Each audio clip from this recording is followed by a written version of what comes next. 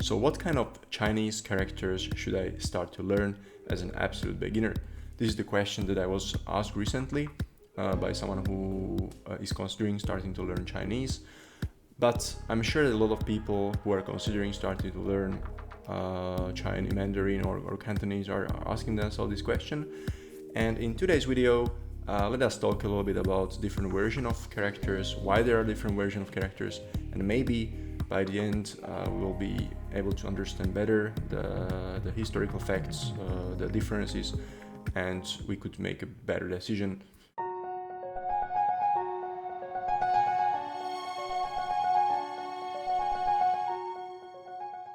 大家好，我是陈瑞，欢迎来到我的 YouTube 频道。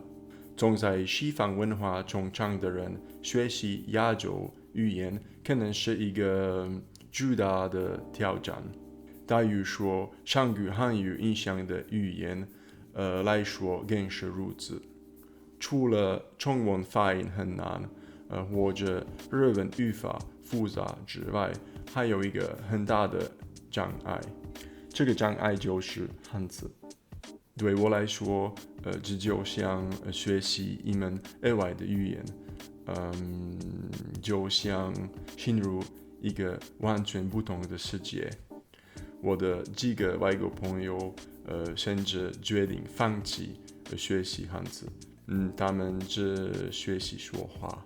然而，我真的觉得这是中文和日文最有趣和最美丽的部分之一。首先，我大约在6年前开始学习日文。我原本以为汉字都是一样的。当然，当我第一次在台湾看到汉字时，我很惊讶，因为他们看起来有一点不一样。此外，他们的用法也不同，有时他们具有不同的含义。但最大的震惊是，当我得知在中国的汉字看起来更加不同。乍一看，台湾的汉字最难，中国的汉字最简单，和日本的汉字在前两者中间。然而，实际上不是这样。我对繁体字、简体字和日本的汉字的历史做了一个小小的研究。所以让我从繁体字开始。繁体字专指那些现代简化字所对应的元字，它们也可以叫做传承字。在大部分中国历史中，其实并无繁体字这一词汇。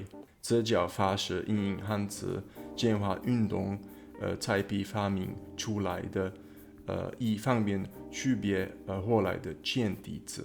繁体字在公元20世纪的汉代引入之后，或多或少没有变化。简化字或者简体字，这中华人民共和国成立后进行汉字创造的标准化用字。由传统中文繁体字根据汉字简化方案实行汉字简化而来，由1955年开始逐步实行。简化字还是简体字的使用也传至新马等东南亚华人地区。那现在日本的汉字呢？日本汉字又称日语汉字。日本汉字是书写现代日语所使用的汉字。So when I'm talking about Japanese kanji, I'm referring to their latest version called New Character Form or Shinjitai, introduced in 1946, as opposed to their old character form called Kyujitai, because also in Japan, the characters were subject of simplification. 汉字是如何传入日本的有几种说法。最常见的说法是汉字从公元5世纪随着一些拜及佛教僧侣将中国的近古代到日本而传入的。那一个种的汉字最容易读写，所以那一个最难读写。I know that my Taiwanese, Chinese, or Japanese friends can distinguish them. I'm not, however, sure up to which extent they can read everything. But let us look at some typical examples of how simplified or how complicated are the traditional Japanese and simplified characters. So as I said before, there is this common belief that the simplified characters should be the simplest ones and even simpler than, or more simple than Japanese ones, but it's not necessarily true. Let me show you just very quickly 2 examples where Japanese characters were subject to more drastic simplification than simplified ones in China. So the first example could be pressure, or the meaning pressure. Look at how you write it in traditional form, how you write it in Japanese form, and how you write it in a simplified form. You can see that the Japanese one is even more simple than the simplified form. Another example could be the meaning round, where you can see how in the traditional version how complicated the character looks. Then the simplified form looks a little bit less complicated, but the Japanese form is really drastically simplified. In most of the cases, however, all 3 forms of the characters are completely the same. There are countless of examples. I've just chosen one that I particularly like, and it's the meaning idea. So this is how you write it in traditional, simplified, and Japanese form. It's all the same. Sometimes, actually mostly, the Chinese simplification is more drastic than the Japanese one. I've again chosen 2 examples. The first can be maybe spirit, where you can see how it looks in a traditional form. Then the Japanese form, the word for rice or for food in the middle has been simplified, and in a Chinese simplification they remove this character completely. The second example might be, for example, the meaning iron, where the traditional character consisting of 2 parts, let's say left and right part.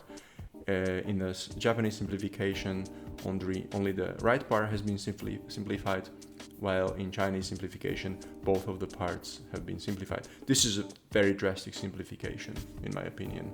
Let us proceed with 2 examples where the character was subject only to simplification in China. I have chosen again 2 examples. The one is for tight. So this is how you can see how it's written. We can see that only the Japanese form is the same as the traditional form, and maybe another very common example where in China the character was subject to very drastic simplification is the meaning horse. So the traditional and Japanese form is the same, but the simplified form is very drastically simplified. We can also find some rare examples where the simplification was happened only in Japan.